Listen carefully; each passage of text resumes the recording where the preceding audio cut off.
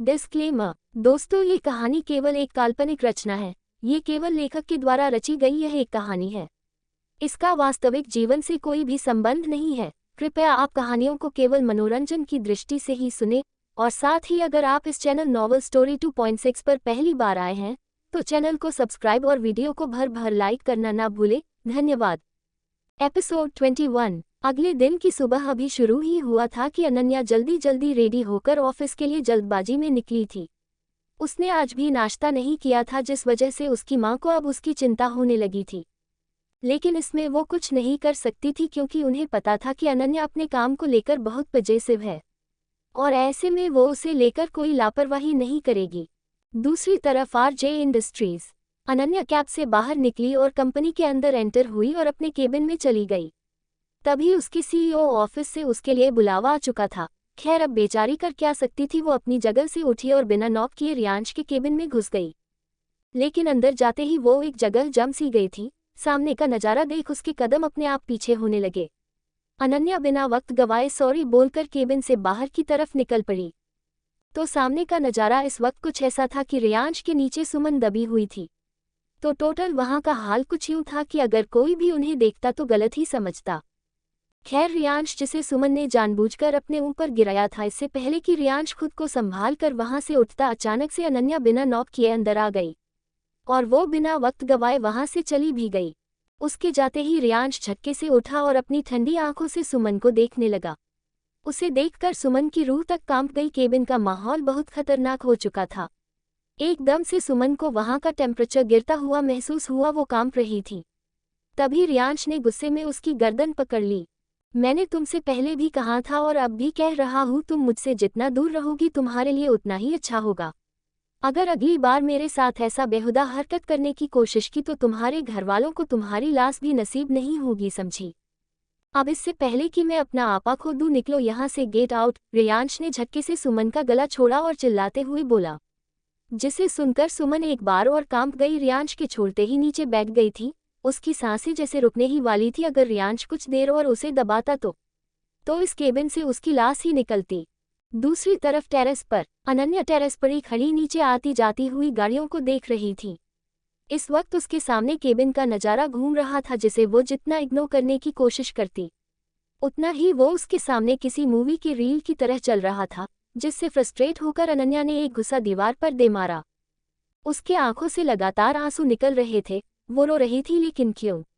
उसे अपने दिल में बहुत दर्द हो रहा था। उसे ऐसा लग रहा था जैसे कोई उसके दिल में सुइयां चुभा रहा हो। अनन्या वही दीवार के सहारे बैठ गई और उस लम्हे को याद करने लगी जब उसने पहली बार रियांश को देखा था। उसका उसे यूं छेड़ना, उसके लिए पागलपन दिखाना, उस पर अपना हक जताना, बेशक ये सब अनन्या को पसंद नहीं आता था। उसे चीड़ होती थी। लेकिन आज रियांश को किसी और साथ देखकर उसका दिल ना जाने क्यों बहुत दुख रहा था, जिसे वो समझ नहीं पा रही थी। खैर, दूसरी तरफ रियांश अनन्या को पूरे ऑफिस में ढूंढ चुका था, लेकिन उसका कहीं अता पता नहीं था। तब रियांश ने सीसीटीवी फुटेज चेक किए, जिसमें उसे अनन्या टेरेस की तरफ जाती हुई दिखी। उसे वहां जाते देख रियांश का चेहरा काला पड़ गया। वो तुरंत अपने केबिन से बाहर निकला और टेरेस की तरफ चला गया। ऊपर अनन्या अब तक खड़ी हो चुकी थी। उसने एक बार आसमान की तरफ देखा और गहरी सांस लेकर वो जैसे ही पीछे मुड़ी, अपने सामने अचानक रियांश को देख वो चौंक गई। रियांश जो उसे ही नोटिस कर रहा था। अनन्या के चेहरे को लाल देख उसकी भौहें सिकुड़ गई। वो उसकी तरफ बढ़ा और बिल्कुल अनन्या के करीब चला गया। इस वक्त अनन्या रियांश और रेलिंग के बीच दबी हुई थी। उसने अपनी नज़रें उठाकर रियांश को देखा और उसे जैसे ही ऑफिस का मंजर याद आया, उसने गुस्से में रियांश को खुद से दूर कर दिया।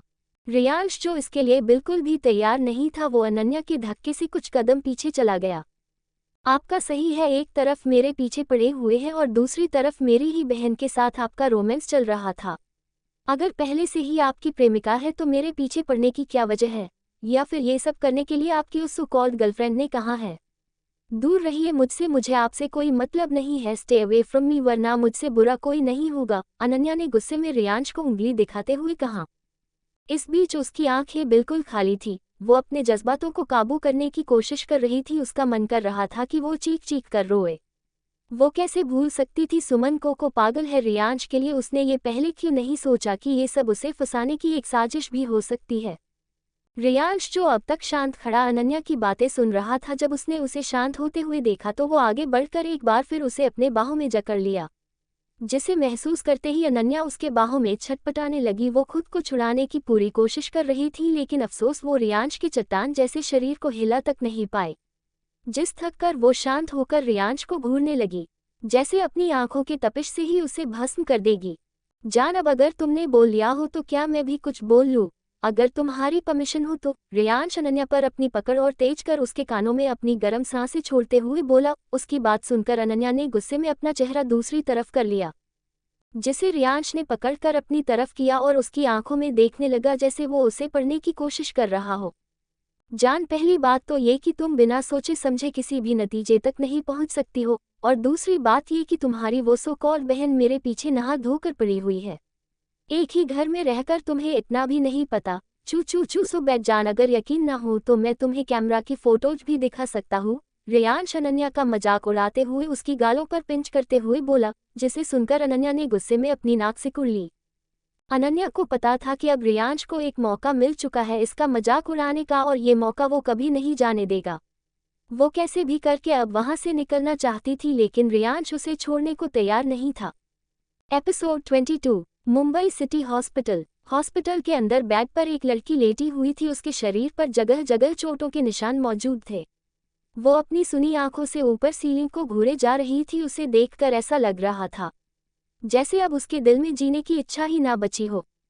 तभी कोई दरवाजा खोल उस वार्ड में एंटर हुआ। जब लड़के ने अपना चेहरा घुमाकर उस तरफ देखा तो सामने खड़े शख्स को देखकर उसने अपना चेहरा दूसरी तरफ फेर लिया, जिसे देख सामने खड़े शख्स ने जैसे ही उसे खुद से यूं मुंह फेरते हुए देखा, उसकी आंखें गुस्से से लाल हो गई। खैर, उस शख्स ने बेड पर लेटी लड़की को एक नज़र देखा और केबिन से बाहर निकल गया। उसे जाता देख उस लड़की के आंखों से लगातार आंसू बहने लगे। उसने ऐसा का उम्मीद नहीं किया था। खैर, ये पहली बार नहीं था, हमेशा सब कुछ उसके सोच से उलट ही होता था। दूसरी तरफ वो लड़का जैसे ही वार्ड से बाहर निकला, वो वहां से अपने केबिन में चला गया। ये लड़का कोई और नहीं बल्कि वर्ल्ड में नंबर 5 पर आने वाला सबसे फेमस डॉक्टर क्रिश जिंदल था। रियांश जिंदल का छोटा भाई। हरकतें थोड़ी बहुत उसी से मिलती थी। चेहरे पर हमेशा सीरियसनेस लिया हुए, आंखों पर सिल्वर एस्पेक्ट्स और उस पर उसका अट्रैक्टिव चेहरा। क्रिश के पीछे भी लड़कियां पागल थी। उसका अटेंशन पाने के लिए वो कुछ भी करने को तैयार थी। खैर, क्रिश अपने केबिन में जाकर अपना काम करने लगा, तो दूसरी तरफ वो लड़की अपनी सुनी आंखों से दरवाजे को देख रही थी, इस उम्मीद में कि शायद क्रिश उसे देखने के लिए आए, लेकिन उसके बाद से वो कभी भी उससे मिलने या उसका हाल चाल जानने नहीं आया। ऐसे ही 4-5 दिन बीत चुके थे, लेकिन उसे क्रिश की एक झलक तक नहीं दिखी थी। खैर, आज वो हॉस्पिटल से डिस्चार्ज होने वाली थी। उसे पता था शायद आज के दिन क्रिश उससे मिलने आए। वो यूं ही टहलते हुए एक केबिन के पास गुजरी, जिसके अंदर से 2 लोगों के हंसने की आवाजें आ रही थीं। उस केबिन का दरवाजा हल्का खुला हुआ था। उसने जैसे ही उसके अंदर देखा, उसका दिल 1000 टुकड़ों में बट चुका था। उसके कदम लड़खड़ा गए। इस वक्त क्रिश उसके सामने अपने केबिन में एक लड़की के साथ हंसी मजाक कर रहा था। उसने उस लड़की को कमर से पकड़ रखा था। वो काफी खुश दिखाई दे रहा था उसके साथ। उसकी स्माइल उसने कभी नहीं देखी थी। काव्या मैम, आप यहाँ क्या कर रही है? ऐसे आपका ज्यादा देर तक खड़े होने ठीक नहीं है। आप अभी भी पूरी तरह रिकवर नहीं हुई है। उस लड़की को वहां देख, पीछे से एक नर्स ने उसकी फिक्र करते हुए कहा, जिसे सुनकर वो लड़की काव्या धनराज उसने हल्की स्माइल लिए उस नर्स को देखा और लड़खड़ाते कदमों से अपने वार्ड में चली गई। शाम का वक्त था, जब काव्या के डिस्चार्ज की सारी फॉर्मेलिटी पूरी हो चुकी थी। तभी वहां क्रिश अपने पॉकेट में हाथ डाले आया। सारी फॉर्मेलिटी हो चुकी है, जल्दी जल्दी अपना सामान पैक करो ताकि मैं तुम्हें घर छोड़ दूं, मुझे और भी जरूरी काम है। क्रिश ने काव्या को देखते उसी सीरियस फेस के साथ कहा, मिस्टर क्रिश जिंदल, आपको इतना कष्ट करने की जरूरत नहीं है। मैं कोई बच्ची नहीं हूँ, मैं खुद से घर जा सकती हूँ, तो आप प्लीज जाकर अपना काम करिए। काव्या ने भी उसी टोन में बेरुखी से कहा। आज काव्या ने पहली बार उससे इस लहजे में बात की थी, जिसे सुनकर क्रिश का चेहरा काला पड़ गया था। वो हैरानी से काव्या को देख रहा था। उसे गुस्सा भी आ रहा था कि आखिर काव्या उसे मना क्यों कर रही है। मिस धनराज, मुझे भी कोई शौक नहीं है आपको घर छोड़ने का। वो मैंने बस अंकल आंटी से वादा किया है आपको सही सलामत घर छोड़ने की। क्रिश काव्या को देख सरकास्टिक वे में बोला। वही उसकी बात सुनकर काव्या ने गहरी सांस ली और उसकी तरफ एक धिक्कार भरी नजरों से देख बाहर की तरफ रुख कर लिया। मिस्टर क्रिश जिंदल, मैंने मेरे बॉडीगार्ड को बुला लिया है तो आपको फिक्र करने की जरूरत नहीं है। और रही बात मेरे माँ बाप की, आज घर जाने के बाद मैं भी उनसे पूछूंगी कि आखिर वो अपनी बेटी को कैसे किसी के मत्थे मर सकते हैं। मैं इतनी भी कमजोर नहीं कि खुद की रक्षा ना कर सकूं। आप भी मेरे लिए कोई अपने नहीं है तो गैर ही तो उन्हें आखिर आप पर इतना भरोसा क्यों है। खैर, आज के बाद हम दोबारा कभी नहीं मिलेंगे और अगर गलती से मिल भी गए तो अपनी बात याद रखिएगा, हम अजनबी है, इससे बढ़कर कुछ नहीं। वो क्या है ना, दुनिया बहुत छोटी है। काव्या जाने से पहले एक आखिरी शब्द बोलकर गई जिसे सुनकर कृष अपनी जगह सुन्न खड़ा रह गया था। उसे कुछ बोलने को सूझा ही नहीं। काव्या अब तक वहां से जा चुकी थी तो वही कृष जिसने कभी उम्मीद नहीं की थी काव्या से ऐसी बातों का, अचानक से उसका ऐसा लहजा देख वो अभी भी अपनी जगह जमा हुआ खड़ा था। दूसरी तरफ काव्या जैसे ही अपनी गाड़ी में बैठी, उसने अब तक जो अपने जज्बातों को काबू कर रखा था, एकदम से उसके सब्र का बांध टूट गया। वो फूट फूट कर रोने लगी। उसके दिल में बहुत दर्द हो रहा था। देखते ही देखते वो हॉस्पिटल उसके आंखों से ओझल हो गया। दूसरी तरफ टेरेस पर अनन्या अभी भी रियांश के बाहों में जकड़ी हुई थी, तो वही रियांश बिना पलके झपकाए उस पर अपनी इंटेंस नज़रों को टिकाए देखे जा रहा था, जिस वजह से ना तो अनन्या उससे अपनी नज़रें मिला पा रही थी और ना ही खुद पर उसकी नज़रों की तपिश को बर्दाश्त कर पा रही थी। उसे खुद पर रोना आ रहा था, पता नहीं कहाँ फंस गई थी वो। वक्त के साथ साथ उसका चेहरा और लाल होता जा रहा था, उसकी बॉडी कांप रही थी, जिसे रियांश अच्छे से महसूस कर पा रहा था। अनन्या पर खुद का इतना असर होता देख उसे बहुत अच्छा लग रहा था। अभी वो अनन्या में खोया ही हुआ था कि तभी उनके बीच की शांति को तोड़ते हुए रियांश का फोन बजा, जिसे सुनकर उसका ध्यान कुछ सेकंड के लिए ही भटका था, जिसका फायदा उठाकर अनन्या ने खुद को रियांश के पकड़ से छुड़ाया और वहां से भाग गई, जैसे उस इसी का इंतजार हो। वही अब रियांश अपने फोन को घूर रहा था जिस पर ध्रुव का नाम शो हो रहा था। रियांश को देखकर ऐसा लग रहा था जैसे अगर उसका बस चलता तो वो फोन में घुसकर ध्रुव को मारता। उसने गुस्से में फोन उठाया और हमेशा की तरह अपने ठंडे आवाज में हेलो बोला, जिसे सुनकर फोन के दूसरी तरफ मौजूद ध्रुव ने अपने फोन को खुद से दूर कर मुंह बिचक लिया। हूँ हेलो तो ऐसे बोल रहा है जैसे एहसान कर रहा हूँ, कमीना कहीं का, खुद तो अपनी वाली के साथ रोमांस कर रहा है और यहाँ मैं सिंगल मर रहा हूँ। ध्रुव फोन को दूर कर चिढ़ते हुए रियांश गलियां देते हुए बोला, सब सुन रहा हूँ मैं, लगता है तुम्हारा मन भर गया है। मुंबई से कहो तो अफ्रीका भेज दूँ, वहाँ एक से बढ़कर एक लड़कियां मिलेंगी तुम्हें। फोन की दूसरी तरफ से रियांश ध्रुव की बात सुनकर टेढ़ी स्माइल करते हुए बोला, अरे नहीं नहीं यार, मैं तो मजाक कर रहा था, तू भी ना हर बात को सीरियस ले लेता है। अच्छा वो सब छोड़, वो मिस्टर मेहता का अपॉइंटमेंट है तेरे साथ, मुझे नहीं पता वो तुझसे क्यों मिलना चाहते हैं, तू देख लेना। ध्रुव के कानों में जैसे ही रियांश की बात गई, उसने जल्दी जल्दी बात को बदलते हुए अपनी बात कही और बिना दूसरी तरफ की बात सुने फोन काट दिया। To be continued. पढ़कर लाइक शेयर कमेंट फॉलो और रिव्यू देना ना भूले, धन्यवाद। BL story, author miss Jangir. Promo, प्यार मोहब्बत से दूर रहने वाला अभय, जिसकी शादी जबरदस्ती उसके डैड उसके ही बचपन के दोस्त मानव से करा देते हैं, जिसके चलते वो अपनी दोस्ती को एक दुश्मनी के रूप में ले लेता है। वही मानव जिसकी इसमें गलती ना होने के बावजूद भी अभय उससे नफरत करने लग जाता है।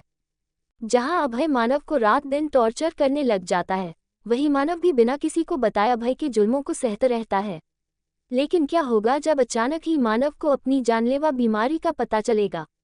क्या वो अपनी बीमारी के बारे में अभय या किसी फैमिली मेंबर को बता पाएगा, या अपनी किस्मत में मौत को चुन लेगा?